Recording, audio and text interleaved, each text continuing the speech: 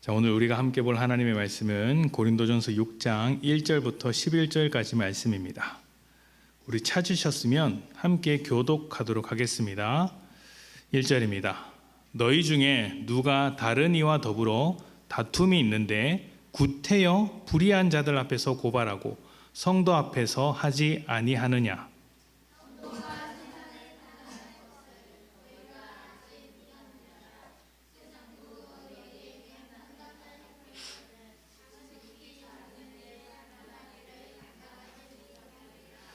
우리가 천사를 판단할 것을 너희가 알지 못하느냐? 그러하거든 하물며 세상 일이랴.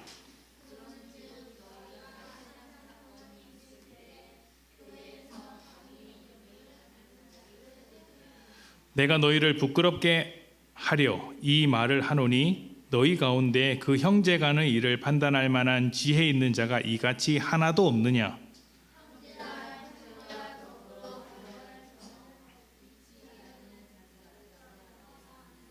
너희가 피차 고발함으로 너희 가운데 이미 뚜렷한 허물이 있나니 차라리 불의를 당하는 것이 낫지 아니하며 차라리 속는 것이 낫지 아니하냐?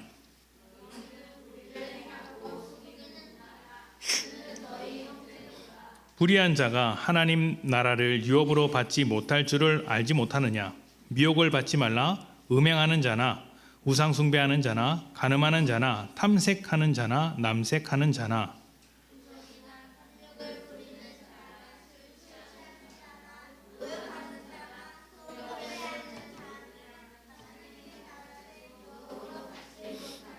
우리 다 같이 읽습니다. 너희 중에 이와 같은 자들이 있더니 주 예수 그리스도의 이름과 우리 하나님의 성령 안에서 씻음과 거룩함과 의롭다 하심을 받았느니라. 아멘. 교회는 예수 그리스도의 몸된 공동체라고 이야기를 합니다. 이것은 몸과 머리가 연합되어 있고 연결되어 있듯이 교회란 예수님과 연합된 공동체라는 의미입니다. 그리고 몸과 몸, 손과 발, 그리고 손과 팔 이런 각 신체 기관이 마디를 통하여서 연결되어 있듯이 성도들 간에 서로 연합해야 할 공동체라는 의미에서 예수님의 몸이라고 이야기를 합니다. 그래서 교회가 가장 교회다운 모습이 어떤 것이냐라고 묻는다면 위로는 하나님의 백성으로서 하나님을 예배하고 또 안으로는 서로 사랑하며 밖으로는 복음을 전하는 것이라고 할 수 있습니다. 예배하고 사랑하고 복음을 전하는 것, 이것이 교회의 모습이죠. 위도 이야기했고 안도 이야기했고 밖도 이야기했는데 왜 아래는 이야기하지 않느냐? 아래는 없기 때문이에요. 가장 낮은 자리에서 겸손하게 살아야 할 것이 교회이기 때문에 아래를 굳이 이야기할 필요는 없습니다. 말한다면 우리가 아래로 들어가야죠. 이런 것이 가장 아름다운 교회의 모습이라고 할 수 있습니다. 자, 그런데 안타깝게도 교회를 다니다 보면 항상 이렇게 좋은 모습만 볼 수 있는 것은 아니죠. 오히려 좋은 모습보다는 세상에서 벌어지고 있는 여러 가지 일들이 교회 안에서도 똑같이 벌어지고 있는 것을 발견하게 됩니다. 그래서 처음 신앙을 가지고 예수를 믿는 사람들이 뜨거운 마음을 가졌다가 때로 낙심하고 시험에 드는 이유가 교회 안에서 세상과 같은 모습을 발견하게 되었을 때죠. 그 중에서 가장 빈번하게 일어나는 일이 무엇이냐라고 생각을 해본다면 아마 분열하는 일일 것입니다. 어느 집단이든지 사람들이 모이고 힘이 생기고 자리가 만들어지면 그 자리에 누가 올라갈 것인가를 두고 갈등하게 됩니다. 그리고 이 갈등이 분열로 이어지고 분열하게 되면 이제 공동체 자체가 무너지게 되죠. 교회도 처음 시작할 때는 갈등이 없고 분열도 없습니다. 처음이라서 순수하기 때문이 아니라 뭐 나눠 가질 만한 갈라질 만한 덩어리가 없기 때문이에요. 작기 때문입니다. 그런데 사람들이 조금씩 모이고 커지게 되면 어김없이 갈등이 시작하게 됩니다. 자리 싸움일 수도 있고요. 또 각자가 자기를 내세우기 위해서, 자기를 주장하기 위해서 자기의 옳음을 바탕으로 다투는 것일 수도 있겠습니다. 자, 이러한 일들이 현대교회에 많이 보이지만 사실은 현대교회만 있는 것은 아니고 초대교회, 그러니까 교회들이 세워질 때부터 있었던 일입니다. 뿐만 아니라 예수님께서 12제자를 불러 모으셨을 때 그 12제자들 사이에서도 있었던 일입니다. 내가 더 천국에서 하나님 나라에서 높은 자리에 올라가야 한다라고 다투었던 제자들 아닙니까? 그러니까 교회가 태동했던 그때부터 이 문제는 늘 있어 왔다는 것이죠. 자, 이런 교회의 아주 고질적인 문제에 대하여 바울이 어떤 말을 했는지 한번 살펴보고자 합니다. 자, 고린도 교회는 다양한 문제를 안고 있었습니다. 복잡한 교회였어요. 그 당파를 짓는 문제, 또 방언에 대한 문제, 성적인 타락 문제 등 한두 가지의 문제를 가지고 있었던 것이 아니었습니다. 그 시대적 그리고 지역적 문화적 배경 아래서 그 당시 문화로서는 아주 자연스러운 일이었을지 모르겠으나 예수를 믿는 자로서는 하지 않아야 했던 일들을 고린도 교회에서는 너무 당연하게 하고 있었던 것이죠.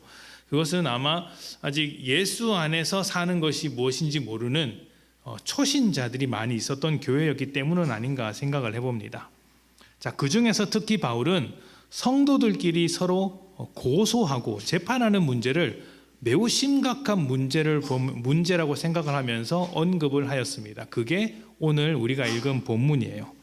자, 고린도전서 6장 5절 말씀을 함께 보도록 하겠습니다.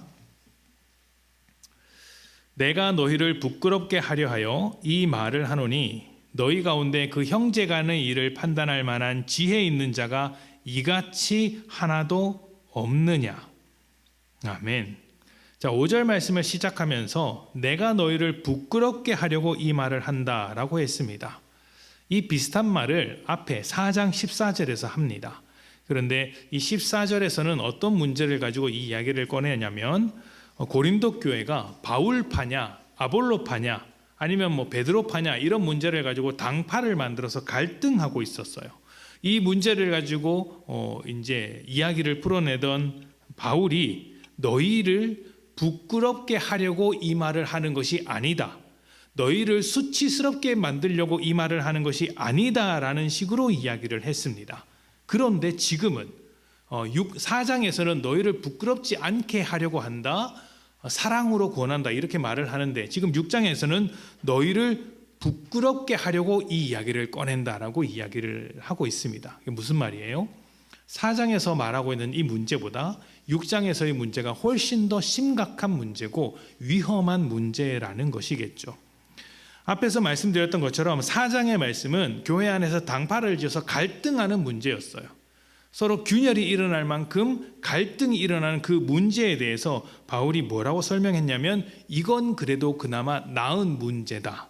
진짜 심각한 문제는 그 뒤에 나오는 것인데 이 문제가 무엇이냐면 서로 고소하고 재판으로 들어가는 문제였다는 것이죠. 다시 말하면 갈등 그 자체보다 갈등을 풀어내는 방법을 놓고 더 심각하게 생각했던 것입니다.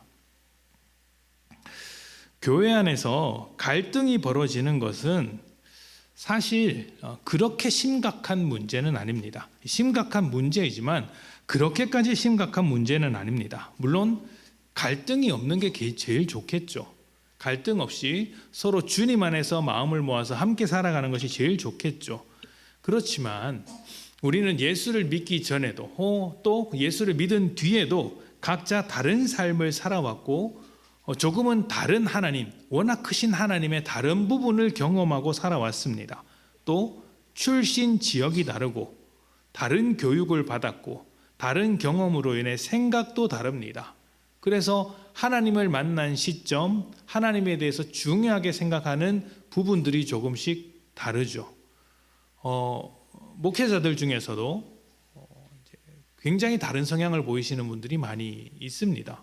어떤 분은 정말 철저하게 말씀 중심으로 가르치는 분이 계시는데 그러다 보니 이제 오직 말씀을 외치면서 이제 기도에 대해서 조금 약하게 강조하시는 분이 계시는 반면 기도나 어떤 실천이나 복음 전도를 워낙 강조하시다 보니 말씀에 대해서 좀 약한 부분도 계십니다. 이것은 목회자의 경험과 또 하나님에 대한 이해 때문이겠죠. 교회는 시험 봐서 합격한 사람들이 모인 곳이 아닙니다. 그래서 수준이 다양해요. 가치관도 굉장히 다양합니다. 예수라는 이름 안에 모든 것이 허용되어서 모인 공동체이기 때문입니다. 그 모든 다른 것을 예수 안에서 하나로 만들어가는 것이 교회입니다. 그래서 하나로 만들어지기까지, 다시 말해서 교회가 교회다워지기까지, 예수와 연합하고 서로와 연합하기까지 서로의 다름을 발견하는 과도기적인 과정이 바로 갈등이에요. 교회란 태생적으로 갈등이 있을 수밖에 없는 공동체입니다. 갈등하는 그 공동체가 예수 안에서 한마음이 되어서 하나로 묶여가는 과정을 겪고 있기 때문입니다. 처음부터 하나가 되어서 모인 공동체가 아니라는 말씀을 드리고 있는 거예요. 그래서 바울도 이렇게 말을 하는 거예요. 너희를 부끄럽게 만들려고 이런 말을 하는 게 아니다. 너희가 이렇게 당파를 짓고 있는데 이것은 너희를 부끄럽게 만들려고 하는 게 아니다. 내가 하나님의 사랑을 가지고, 하나님의 그 사랑을 가지고 사랑하는 자녀에게 권면하듯이 너희에게 이렇게 부드럽게 이야기를 한다라고 하는 것이죠. 자, 그런데 6장에서는 교회를 부끄럽게 하려고 이런 말을 한다고 했습니다. 그러니까 지금 6장에서는 어떤 일이 벌어지고 있느냐면 4장에서는 당파를 지어서 서로의 신앙 색깔에 따라서 또 서로가 배운 어떤 내용에 따라서 서로 좀 갈등이 있었다면 이 갈등을 넘어서서 세상의 재판을 받으려고 하는 그런 상황에 이르는 것입니다. 그냥 갈등하는 것을 넘어서 교회 안에 작은 문제가 발생했는데 그 문제를 가지고 재판장으로 끌고 가는 거예요. 이 문제가 대단히 수치스러운 일이다. 교회 안에서 각자의 신앙이 달라서 비방하는 일보다 어떤 잘잘못을 가리기 위해 세상 재판으로 끌고 가는 것이 우리에겐 너무나도 수치스러운 일이라는 것을 너희가 꼭 알아야 한다라는 측면에서 부끄럽게 하려고 이 말을 한다 이야기를 했습니다. 다시 말하면 바울은 지금 교회 안에서 갈등이 일어나면 안 되지만 얼마든지 일어날 수 있고 일어날 수 있는 문제라고 생각하는 반면 그 갈등을 봉합하고 해결하는 것이 그리스도인의 정체성과 직결된다고 생각한 것 같습니다. 그래서 이 문제를 세상으로 끌고 가게 된다면 그리스도인으로서의 정체성을 잃어버린다고 생각했던 것이에요. 고린도전서 6장 2절부터 5절 말씀을 봅시다. 4절까지만 먼저 봅시다. 고린도전서 6장 2절부터 4절입니다. 성도가 세상을 판단할 것을 너희가 알지 못하느냐? 세상도 너희에게 판단을 받겠거든 지극히 작은 일 판단하기를 감당하지 못하겠느냐? 우리가 천사를 판단할 것을 너희가 알지 못하느냐? 그러하거든 하물며 세상 일이랴. 그런즉 너희가 세상 사건이 있을 때에 교회에서 경히 여김을 받는 자들을 세우느냐? 아멘. 자, 바울이 문제를 삼고 있는 것은 성도라는 존재는 세상을 판단해야 할 사람들인데 여기서 말하는 지극히 작은 일은 세상에 포함된 하나님에게 소속되지 않은 일을 말하는 거예요. 그러니까 세상에서 벌어질 수 있는 지엽적인 문제를 판단할 수 없는 것에 대한 문제 제기였어요. 세상을 판단해야 할 사람이 그 세상의 문제를 가지고 세상으로 나아가서 판단받으려고 하니 이건 너무 큰 문제 아니냐라고 이야기를 하는 것이죠. 자, 다니엘 7장 22절에 보면은 주님께서 성도들의 원한을, 주님께서 오실 때 성도들, 하나님의 백성들이 가지고 있었던 원한을 풀어주신다라는 말씀이 있습니다. 이 원한을 풀어주신다는 말씀이 심판하신다는 의미예요. 성도들과 함께 성도들을 어렵게 했던 그 세상을 심판하시겠다라는 의미죠. 그리고 요한계시록을 보면 성도들이 심판의 자리에 서서 주님과 함께 심판하는 장면들이 나옵니다. 또 마태복음에도 주님께서 그의 백성들을 데리고 세상을 심판하신다는 이야기가 나오죠.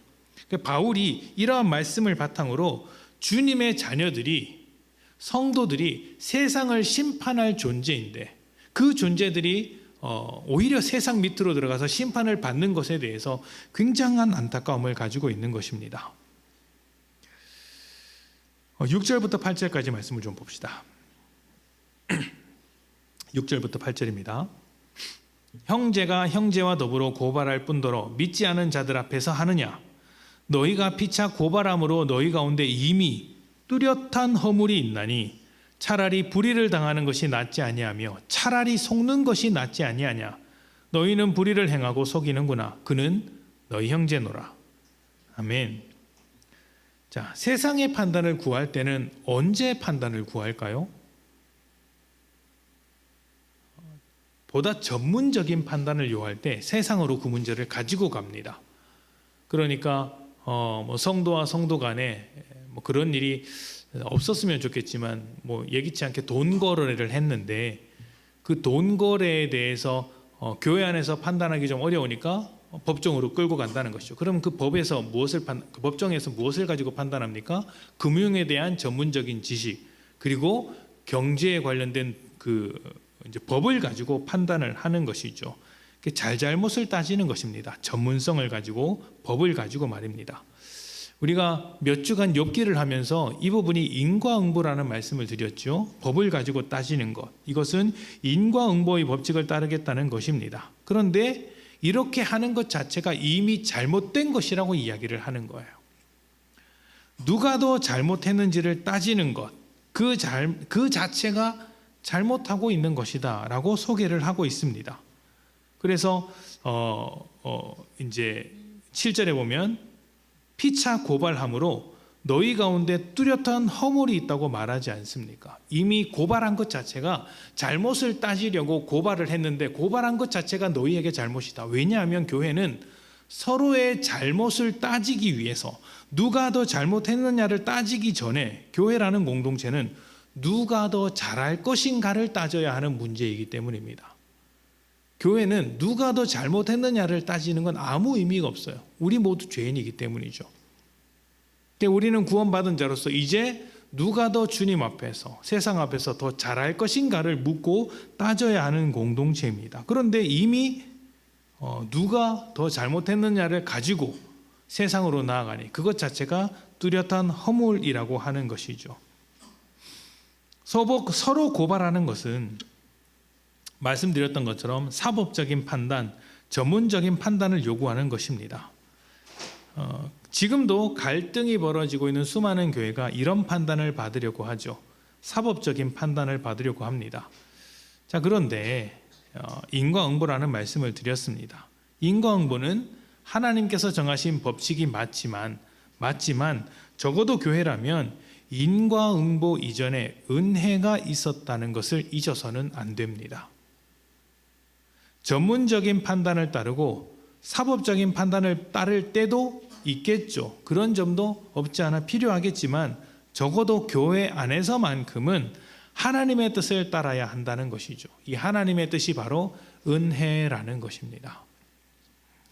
은혜를 따른다는 것은 전문적이어서는 안 되고 또 사법 체계를 무시해야 된다 이런 말씀이 아니에요. 그런 판단을 내리기보다는 하나님께서 우리를 생각하신 것과 같이 우리도 생각을 하자는 것입니다. 하나님께서 어떤 전문성을 가지고 우리를 생각하신 것은 아니지 않습니까? 우리가 얼마나 전문적인 하나님의 백성이냐, 우리가 얼마나 율법에 대해서 지식이 많고 통달했느냐, 우리가 얼마나 성경을 잘 알고 있느냐를 가지고 하나님의 백성 삼지 않았습니다.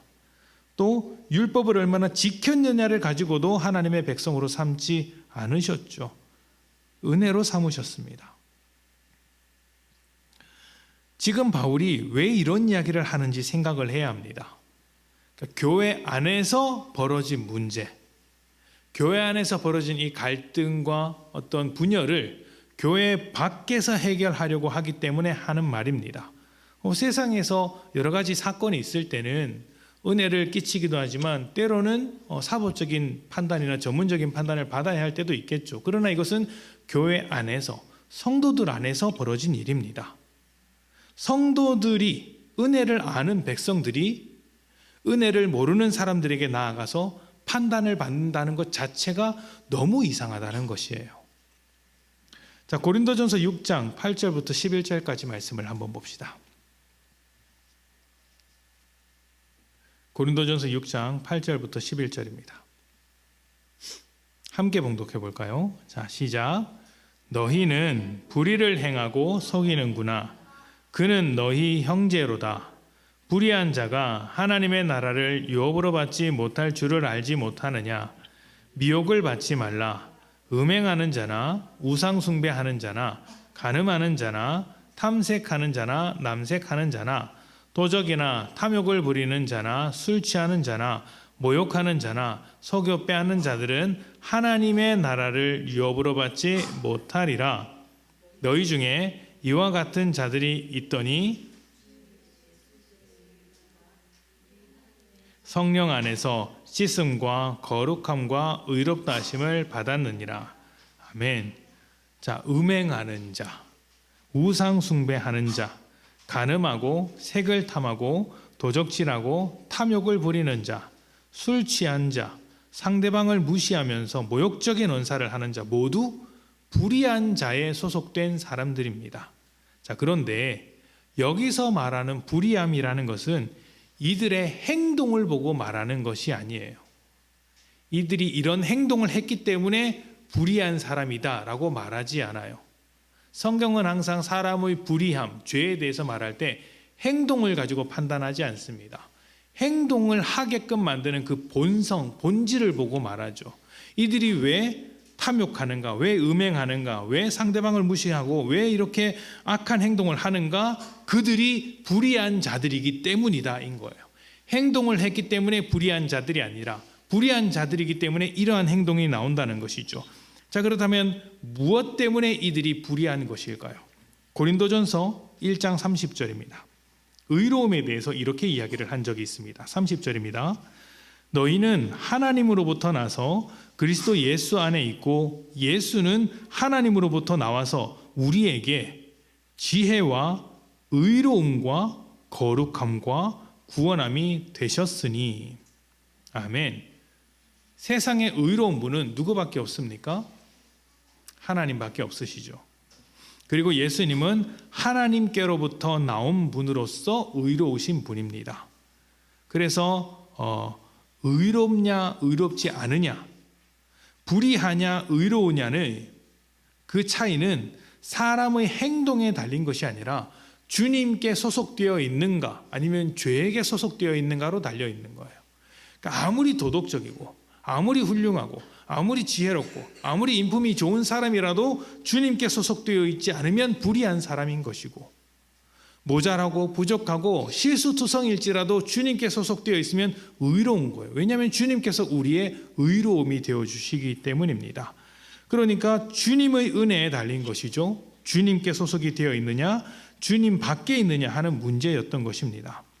6장에서 말하는 불의한 자라는 것은 이런 맥락에서 예수 안에 있지 못하고 예수 바깥에 머무는 사람들, 세상에게 속한 사람들이고, 그들은 하나님을 전혀 알지 못하기 때문에 그들이 할 수 있는 최선의 기준, 전문성이나 사법체계, 법을 가지고 판단할 수밖에 없다는 거예요. 하나님을 알지 못하니까. 6장 11절에 보면 이렇게 이야기를 합니다. 너희 중에 이와 같은 자들이 있더니 주 예수 그리스도의 이름과 우리 하나님의 성령 안에서 씻음과 거룩함과 의롭다 하심을 받았느니라. 아멘.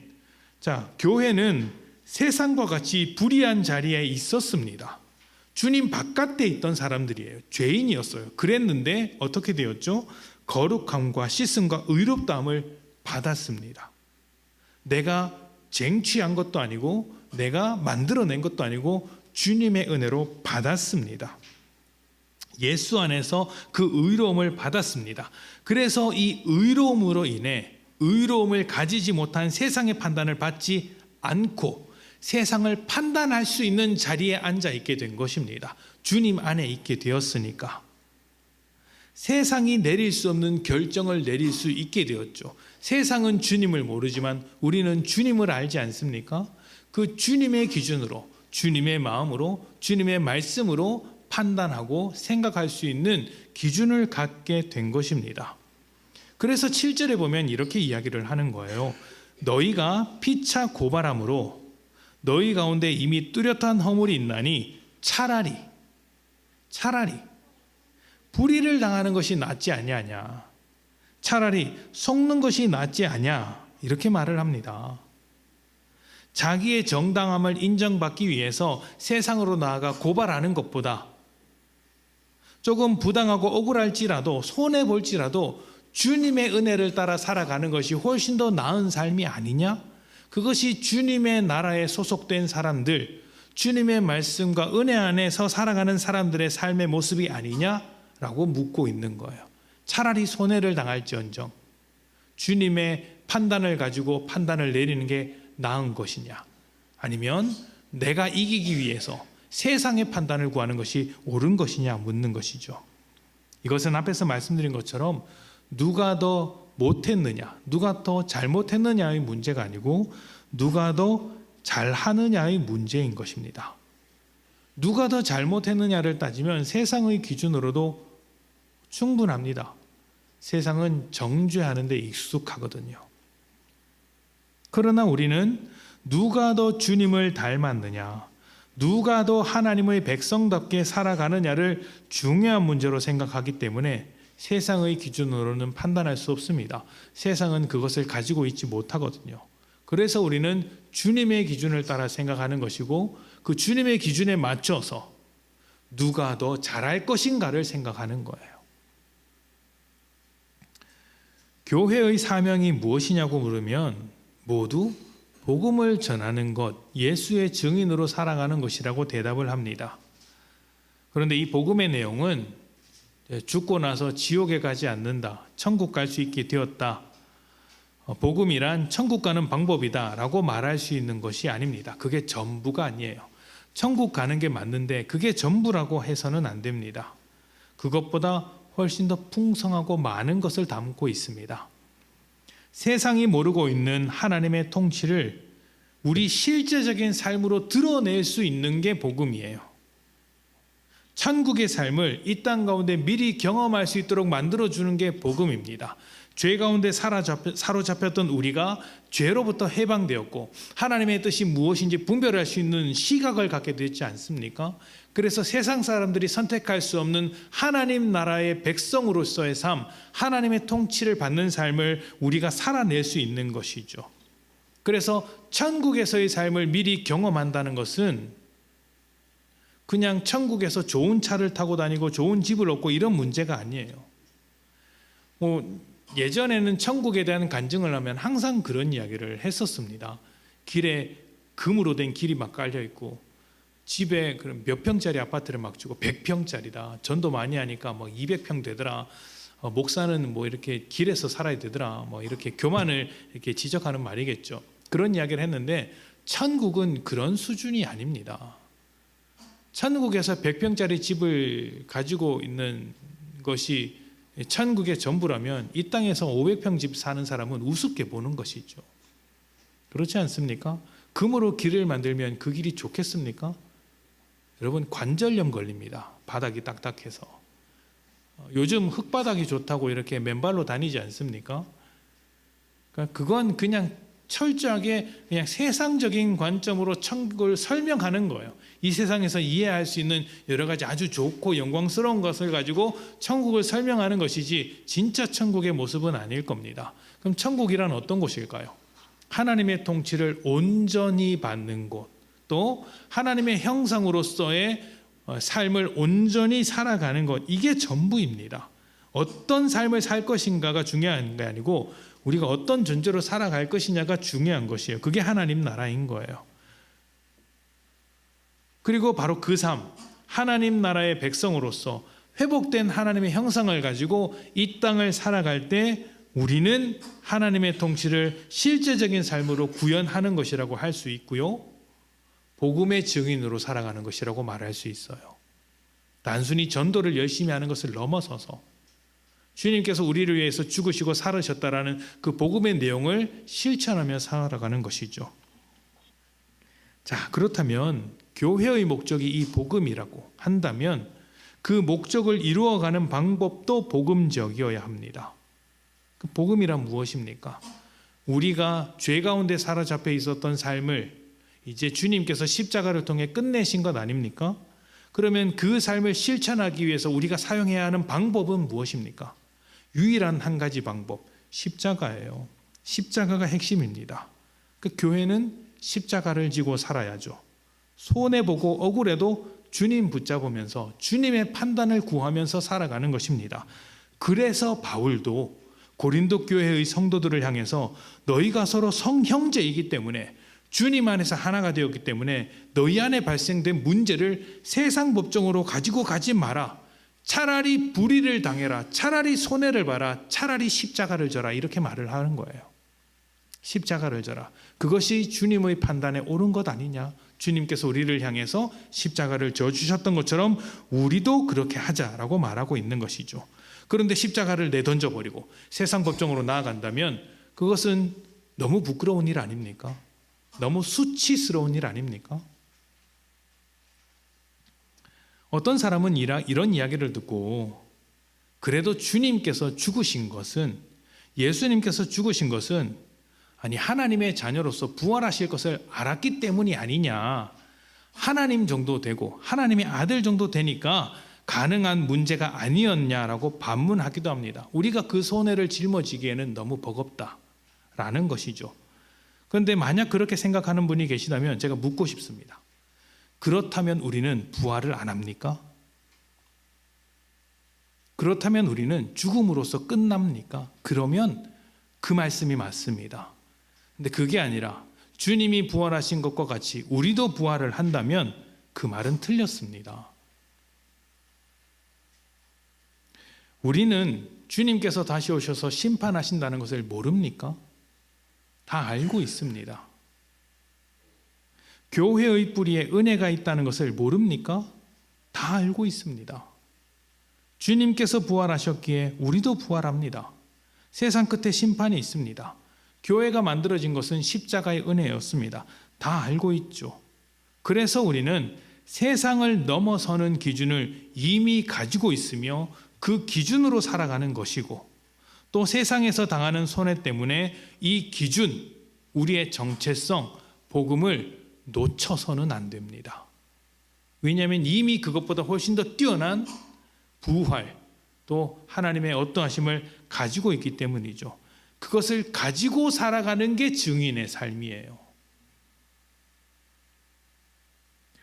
어떤 문제 앞에서 누가 잘못했는가를 따지는 것은 은혜가 아닙니다. 잘못한 사람이 있고 나를 공격한 사람이 있을 때, 또 교회 안에서 어떤 심각한 문제가 있어서 서로 찢어지고 갈등이 일어나려고 할 때 누가 그 자리에서 더 잘할 수 있는가를 따져야 해요. 어떻게 더 잘해야 합니까? 십자가를 지는 방법으로 더 잘할 수 있느냐의 문제를 가져야 한다는 것이죠. 그리고 우리 각자가 이 문제에 대해서 서로 잘해야 합니다. 서로 잘해야 합니다. 만약 우리 안에 발견된 여러 가지 갈등과 문제를 세상으로 가져가서 판단받게 된다면 우리를 하나로 묶으신 하나님께서 얼마나 초라하시겠습니까? 하나님께서는 자신의 생명을 바쳐서 십자가를 지기까지 우리를 하나로 묶으셨는데, 우리는 그 문제를 가지고 세상으로 나아가서 교회를 찢어버린다고 한다면 하나님의 일하심이 아무것도 아닌 것처럼 만들어버린 것이죠. 그래서 그 문제가 얼마나 부끄러운 일인지, 수치스러운 일인지 바울이 이렇게까지 강력하게 이야기를 하는 것입니다. 하나님의 의로우심으로 만든 교회가 세상보다 의롭지 못하다는 소리가 될 수 있기 때문이죠.